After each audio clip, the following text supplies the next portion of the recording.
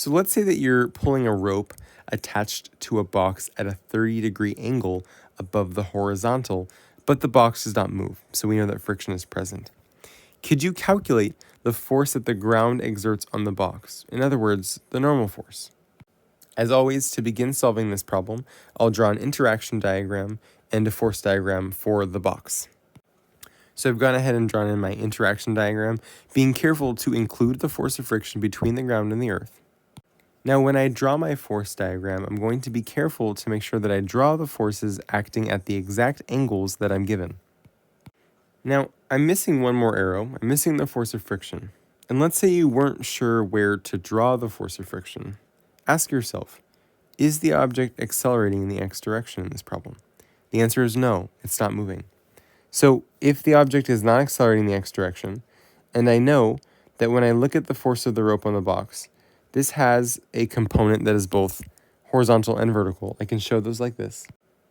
That there has to be something opposing this x component of the force of the rope on the box, and that something is friction. So I can draw my frictional arrow like that. That's how you know which direction to draw friction in.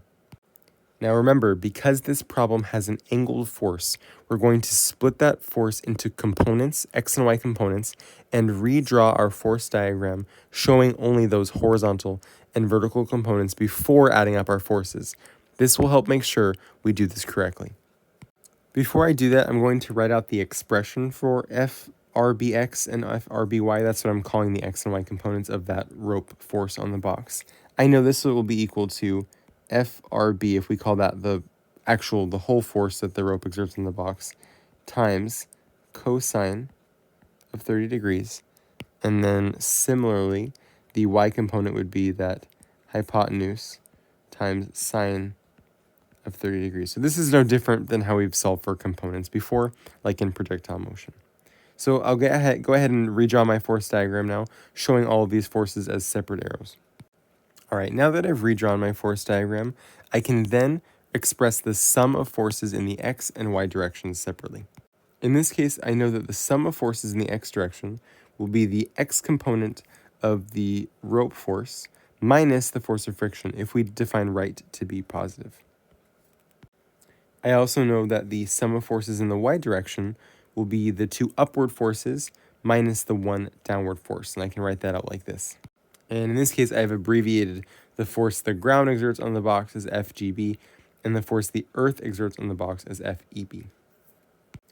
And I know that if those are the net forces, then I can set each of these equal to the mass times the acceleration in that direction, right? Because this would be my sum of forces in the x equal to MAX. No different there. We've just expanded the sum of the forces in the x and the y directions in this case. Now, the question asks for the force that the ground exerts on the box, or this FGB. So I don't actually need the x forces for this problem, but it's good to take note of that for future reference. Because the acceleration in the y direction is 0, the box is not accelerating vertically. I know that the acceleration here will be 0, which means then I can rearrange for FGB like so. The force the ground exerts on the box will be equal to the force the earth exerts on the box, or the force of gravity on the box, minus the y component of the pulling force. And so I want you to notice here that before we had that the normal force on the box was equal to the gravitational force on the box. But this time, the normal force, or this force the ground exerts on the box, will be less than the gravitational force by this much. So the y component of the pulling force has helped reduce the normal force in this case, right? And that makes sense. I'm helping keep the box up, right? Keeping the box from falling through the ground, accelerating downwards. So the normal force doesn't have to work so hard, and it will be smaller. I can expand this equation even further and say that the force that the ground exerts on the box would be equal to the mass of the box times g, right? That's going to be our force of the earth on the box, minus FRB sine 30.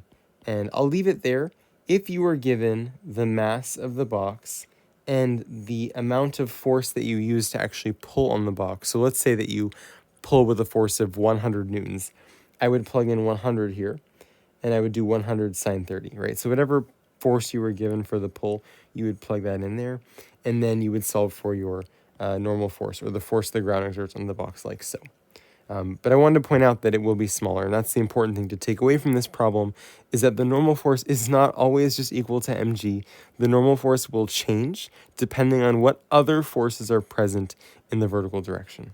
All right, now that you are an expert on the normal force, please continue watching the next video to see how we'll put all of this together to explain what's happening to that scale in the elevator.